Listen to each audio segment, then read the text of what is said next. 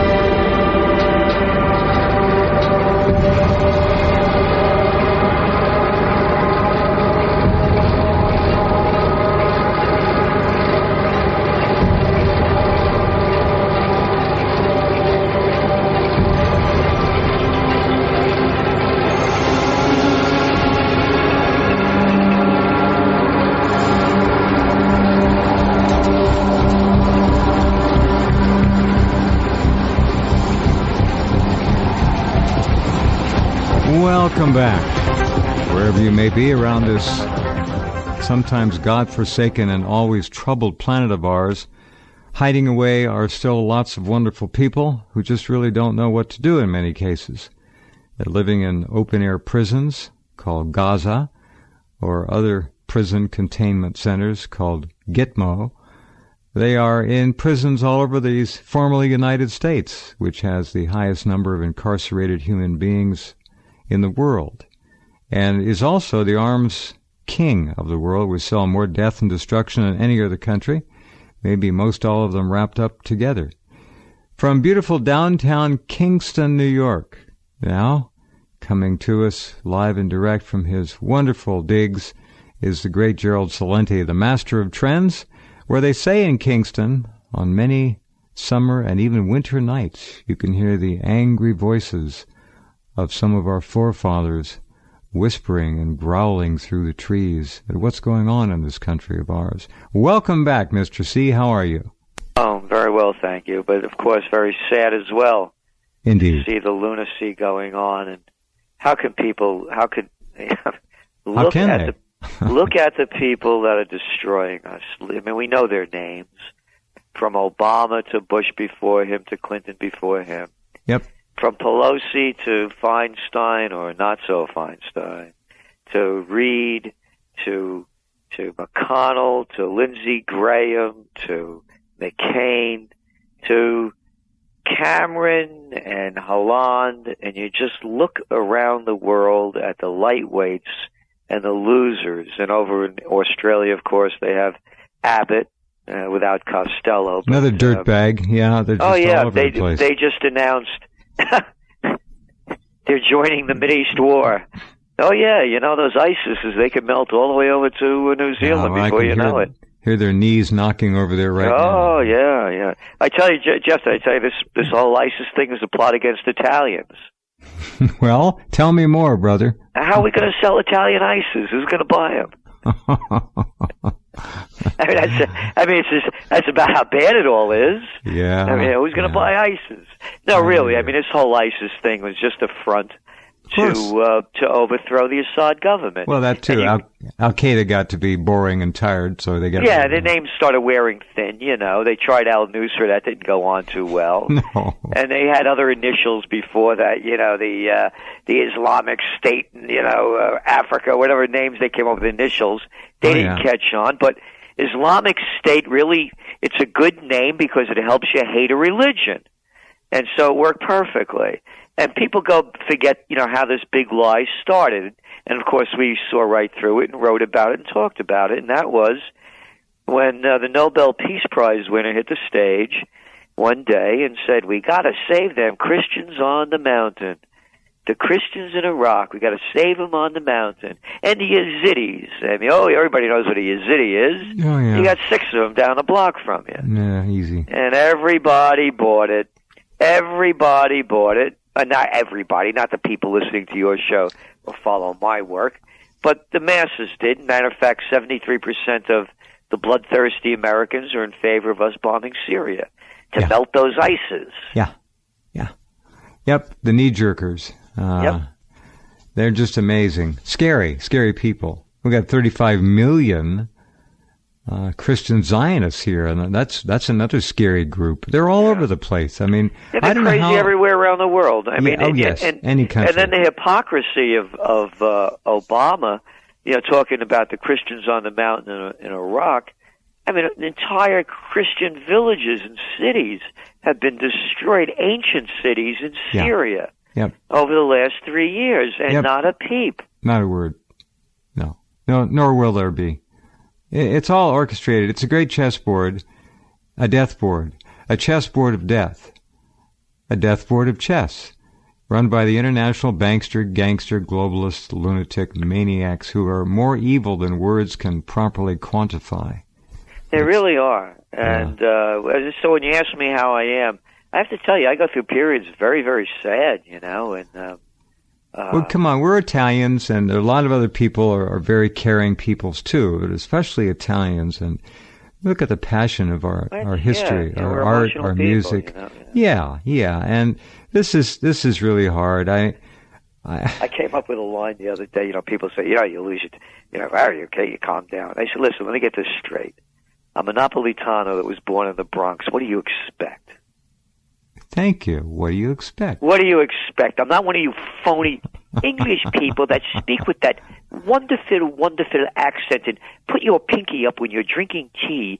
And history shows that you're among the worst mass murderers in modern history. Oh, they're right there at the top. With your sun never setting on the British Empire crap and the slaughters that you've committed all over the world. And so you don't like hearing it the way I say it, ease up. As I said, I'm a Napolitano born in the Bronx. Yeah. This is what you get. Well, you forgot all the young boys that they have buggered. Excuse my French. Oh, yeah. I think Cameron's one of them, man, the way that guy... I mean, you look at him. They're all in he got it eaten, Well, they're all in it. They're all in it. The whole British government, ask anybody who is in the know over there, is riddled with pedophiles. Yep. Riddled. And look at how many children. Look at Jimmy Savile. How many more exposés do you need? How many? Yeah. Jimmy Savile, dead now. May his soul never rest in peace. I've forgotten several thousand victims. The guy is emblematic of the decadence of the British Empire. Now the Americans are picking up from it. That's right. We've picked out the worst of them. Yes. And it's disgusting that we are, when you said about, being in colonial Kingston and the forefathers here, the courthouse right over here is John Jay was a juror there. Yeah. Three Supreme Court justices. 90% of our Constitution was written here. And every one of the founding fathers, beginning with Washington's farewell address, a real man, not like one of these little boys like a Cameron or Hollande or an Obama that couldn't fight their way out of a paper bag, that only talked tough. This is a guy that led the charge. Mm-hmm. And he, in his farewell speech, as you well know, no foreign entanglements. Couldn't be simpler than that. That is about as important to politics as the golden rule is to life. It's that important. Stay home, take care of your people, mind your own business. Mind your own business. The people in Detroit can't pay for their water, and they're shutting it off. The rail systems in this country are rotting, and this hydrofracking and moving this very volatile mixture, combustional mixture, across rotted rails and rusted bridges is going to continue to cause disaster after disaster. But remember, Gerald, it's just collateral damage. No problem. Of course. Oh, by the way, here's some news. I was just invited to Russia. I'm going at the end of the month. Oh, good. Who invited you? It's an anti-global movement. Very good. And I'm one of the few people, that, and of course you are, but but one of the other few that with a national. I'm on Russia Today often as well, and a lot of Russian stations. Yeah. And I'm speaking about peace, and I'm anti-global. I'm for a self-sustaining economy. We're a country of 315 million people. Guess what? We can make our own shoes, pants, socks, shirts, and everything else right here. I don't want to support multinationals. So anyway, I'm one of the only Americans that they invited, so I'm very honored. That's and I'll wonderful. Be going at the end of the month, yeah. Well, I hope that you make sure that the video of your presentation comes back here and is up on YouTube, please. Well, thank you. Yeah, I'll make sure they do that. And the other thing I'm going to be talking about as well is Gerald Celente's 4 Rules of Peace. And we wrote about that in the TrendsJournal a couple of years ago. Yeah. And the first one is, if you call them out, take them out. Hey, Obama, you got a problem with Assad? Let's go at it. Go at it, man. Oh, and lead the charge. Yeah, leave your golf game and your basketball game and your extended vacations and your campaigning around the country to raise money for your Democratic Don't mafia. forget about Reggie Love either and his other bisexual dalliances. And you want to fight? Go fight. Lead the charge, or else shut your mouth. Shut up. Rule number 2 is that anyone that supports the war, go fight the war. Keep me out of your psycho trip. Amen. And number 3 is, if you can't fight, send your money and send your kids. And if there's a job for you, your family, we're hiring these military contractors to do everything from cooking the food to putting the mending the wounds. There's a job for you there. Oh, and then the 4th rule is, as we used to say in the Bronx, payback's a bitch. Don't call them terrorists when they retaliate. Call it getting even. Don't get angry, get even. So when they retaliate after you've been slaughtering them all these years, don't call them terrorists. What a shock. Well, Border Patrol apprehended 10 what they term ISIS fighters yesterday. If that's true. Yeah. If that's true. Oh, come on. They got kids flooding over the borders over there. These borders are they can't stop a guy from jumping over the White House fence and running inside. These guys, they're losers. The only thing that makes sense about that is that it was allowed to happen. If they're that honest to God negligent, it defies description. No, they are that negligent, and that's what it is. Jeez. They're stupid, they're incompetent, and they're inept. They fail at everything they do. That's how this conversation began. I said, look at the people who are running the country. Look, I was the assistant to the Secretary of the New York State Senate at 23 years old. I saw it firsthand. It's every loser around gets a job there to suck your way up. Well, to the top. You saw the perversion of morality and the reality of geopolitics. How it had to have made you sick even as a young man. It did. I hate it. It was the worst job I ever had. I left after one session. I believe it. Yeah. And it was easy street. But as a young man, before I knew what the word meant, my mother, may her soul rest in peace, looked at me and said, probably about 3 or 4 times, I hate cowards. And that's all it was up there, was one coward after another. And I just kept ringing in my mind, I hate cowards, I hate cowards, I hate cowards. She was right.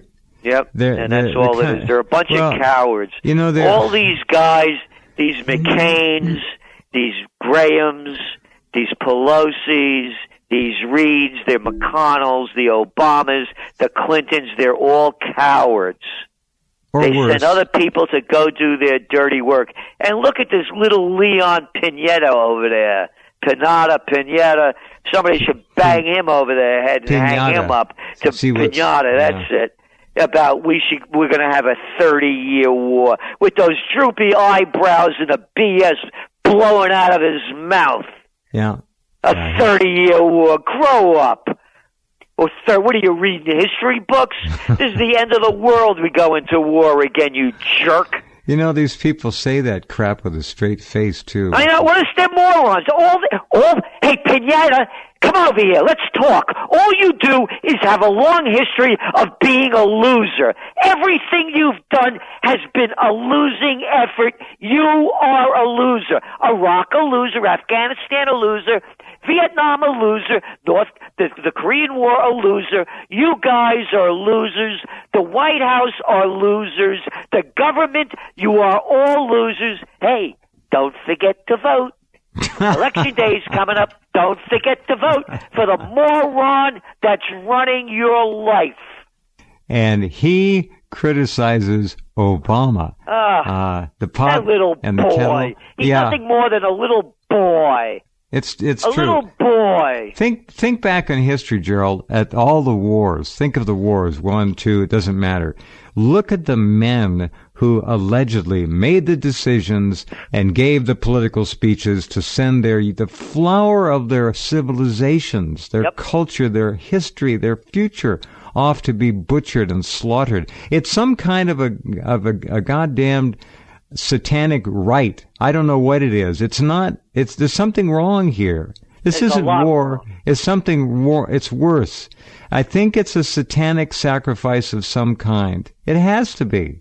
You think about it. There's psychopaths. I mean, that's all it is. There's sociopaths and psychopaths. And again, calm down, Slim. Again, my blood's Napolitano, and I was born in the Bronx. And by the way, as I say, my blood is Italian, but my heart is American.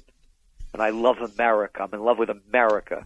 I can never be me if I was born in Italy. And it breaks my heart to see what these morons are doing to this country. So what I'm saying to you is I will fight for peace because I don't want to die in war. There you go. Yeah. Yeah.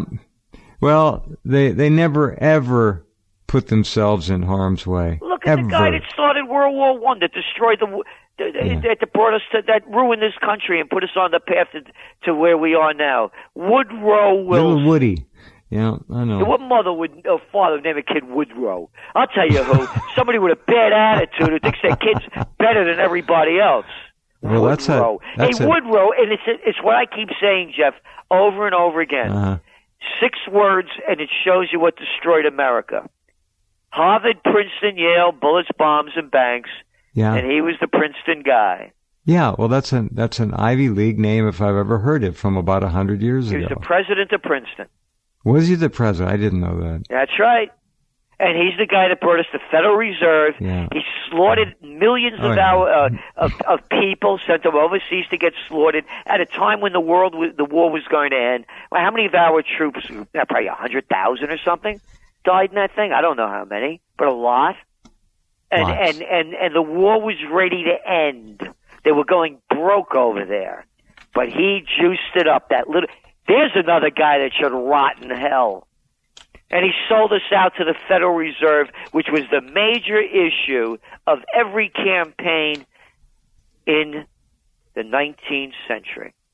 Central bankers wouldn't take over the country. Of course. Yeah. Yep. Harvard, Princeton, Yale, bullets, bombs, and banks. And you look at who's running the country. The Yale and the Harvard boys. And that Obama over there, he thinks he's still negotiating janitor contracts. That's about as far as he ever went. This guy with nothing but a track record of broken promises, a string of failures, and a real bad attitude. Well, talk about a bad attitude. I think Michelle could probably pick him up and turn him into a pretzel in 2 seconds. But this guy with that look and that talk. Yeah. Grin, smile. He's a rock star, Gerald. He's a rock star. And then we had the moron before him. A chimp. Wait, the guy is cheese? No, let's not insult chimps. Okay. 37. When I looked at his great artwork that the New York Times, the Wall Street Journal, and the Financial Times put on the front page, It was like Bonzo learned to paint. It's true. That's true. The guy's embarrassing. I used to watch him. They're all embarrassing. Every one of them. I can't stand to watch this guy talk. He's playing these little word games, little inflections. He's been trained. They call it NLP sometimes. He's every sentence. You watch how he ends his sentences. It's a cadence. Oh, I know. You can listen to the guy for an hour and not know what he said. That's what people say. And I think they're essentially correct. When we wrote in the TrendsJournal, long before anybody else, we pulled him apart in early 2008. And I wrote in the TrendsJournal. Yeah, I was ripping him then. Sure. Yep, I was reading your stuff, yeah. And the reason was he was being trained by Oprah. When she put him under her wing, the whole game changed. Now, I've been on virtually every major TV show. I was going through some whole press, by the way. Yeah. And the Financial Times used to quote me all the time, do whole big stories on me. Anyway, I was on Oprah, the Today Show, Good Morning. I've been on everybody. Mm-hmm. Oprah's show stood out above everybody's. It wasn't even close to anything else. It was a real production. I mean, it was first rate. Mm. And she knew she had a big audience there. I mean, you going through metal detectors at a time when nobody was doing it. I mean, it was a real show and real producers, really slickly run. And you guys, going to ABC, NBC, and CBS used to fight to get me on for the new trends of the coming year. And the green room in the Today Show, Rockefeller Plaza, that was nice, but nothing great. The one at ABC was a little nothing thing, and the same with CBS. Mm. But when you went to Oprah's, it was an operation. No kidding. I never heard this before. It was first rate. So anyway, when she took Obama under her wing, I wrote, "The game has changed," and she trained him. He was trained by one of the best pros out there. Has she ever admitted that? Has she played that? Well, I know that when she that was my take on it. Mm-hmm. That then he started appearing on the show. Well, he had the ego to begin with. Started supporting him. Yeah, sure. So, and again, who knows what, and who, maybe, Barack, you should talk to, Susan or somebody. She could really help you. You don't know what went on, is what I'm saying. But the whole cadence, the whole show changed. And I wrote about it in the TrendsJournal when it happened. And I said, it's a whole different presidential race now. And sure enough, it was. She, in her program, I guess she's doing something else now, but she would tell people what book to read, and it would become an instant bestseller. I know. That's how much power she had. I know. I'm telling you. That's exactly what you're talking about. I was on a show during the day. It was on twice. Yeah. And then I got blackballed when I started talking about what would happen in Afghanistan. It's true.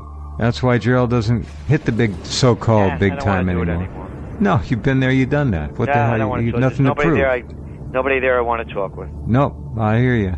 World War I, 117,000 dead Americans, boys, compliments of Woody. Double that wounded. 37 million casualties in the war. 16 million dead in just World War I. All right, hold on. We'll be right back with Mr. C in just a minute.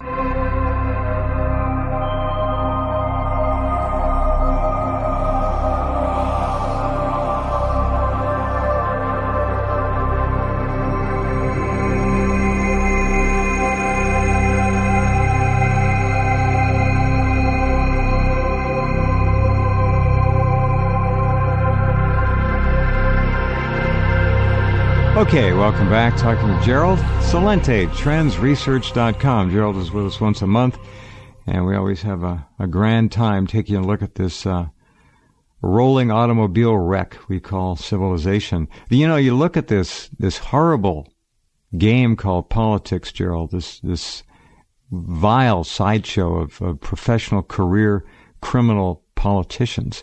And here we are at the midterms, and the losers are already lining up to start wrestling for the big-time winner of 2016. Look at these people. I know. Do you think McCain will actually try again? Ricky Perry is going to. Lindsey Graham's name was in there yesterday. Lindsey Graham running for president. Yeah. Hillary, of course. and then you watch Jebby Bush. They're all, it's the same old. It never changes. We're stuck with these people for 20 and 30 and 35 years, some of them. People in this country, again, I don't say all of them, but most of them, they've lost their courage, dignity, respect, integrity, passion, and they just take it. They keep taking it. They don't think. For God's sakes, all they do is react. They're like Pavlov's dogs. They see a piece of meat and they drool. Yeah, they're locked in their beliefs. Locked? They believe. Yeah. Oh, and that's their survival. They believe. And if you dare to differ with them, you got a problem, boy. Yep. They are so arrogant. You know, it really is amazing. How can any liberal, as they call themselves, yeah. How can they possibly defend Obama's actions? 23 killed in the last 4 days with drone strikes in Pakistan. I'm really good at killing people, he says. That's a quote, according to a book that was written that he never denied. I believe it. Sure, he would say something like that. No, that's a fact. You know, the book, it came out, and he is. And he's just another mass murderer. Bush killed more. Okay. All right, good. Okay. How many do you have to kill before you're a mass murderer? And, of course, the mass murder that occurred in Libya. Yeah. Brought to you by If Only Women's Were in Charge. Hillary Clinton, Samantha Powers, and Susan Rice that pushed for that war, that destabilized the entire region and overthrew a country that we had no business overthrowing. And we don't have any business overthrowing any country. Presided over the butchery of its ruler, dictator or not. The people loved him. They had a wonderful country. None of my business. None of our business. No. None. Well, and you remember that great video clip, anybody could look it up, of Hillary Clinton being asked by some prostitute about Gaddafi, and she's saying, we came, we saw, he died. And the prostitute laughs along with her. This is the psychopaths that are in charge. I am so sick and tired of hearing Clinton's name, looking at them, and getting them shoved in front of me. Along with the Bushes, along with the... here's another I say we're stuck with these people for decades. Decades. Here's a new one.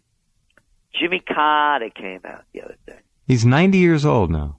Yep, and he came out, we should have done more about ISIS. Oh, really, Jimmy? Oh, yeah. This is the guy that is actually the father of ISIS. People forgot.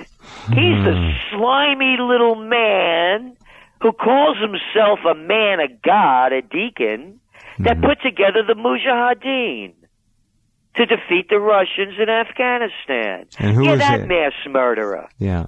Who was the head of the Mujahideen, ladies and gentlemen, who traveled to the U.S. and had lunch in Sherman Oaks, I believe it was, with CIA and so forth, traveling under the name of Tim Osman, otherwise known as the head of Al-Qaeda.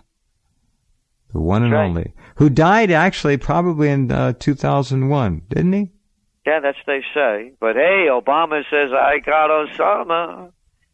I got Osama. Remember how they sent SEAL Team 6 in there. Apparently about half of them were killed when one of the helicopters got caught in a cable in the courtyard and exploded, burned them all to death. This is true. And the other half of the team was put on get this one, they went back to Afghanistan, I forget how many months later, 6 to 9 months with it. Right? They all died. They put them on get this, folks, this is the truth. They put them on a Vietnam-era Chinook helicopter all together. You never do that. You don't fly first-class people in 40, 50-year-old aircraft. You don't fly them right next to a tower where there's 2 or 3 men, shall we say, Afghanis with RPGs to shoot this thing down. That's what happened. It was a complete execution of what was left of SEAL Team 6. They killed them, all of them. So Carter is shooting off his mouth about how we have to have troops over there that are directing the strikes. And hey, Jimmy, send your little boy over there that's running for governor or whatever he's running for. Send your grandkids. In Georgia. Yeah. Send them over there. Oh, no. Hey, what are you kidding us?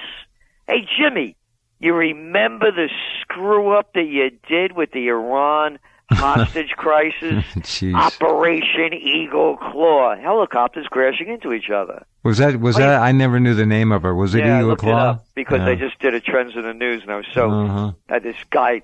I'm a deacon. You're a disgrace. I'm tired of these people talking their religious baloney as they commit murder or want more of it. Anyone that supports these wars is supporting murder. Period. Paragraph.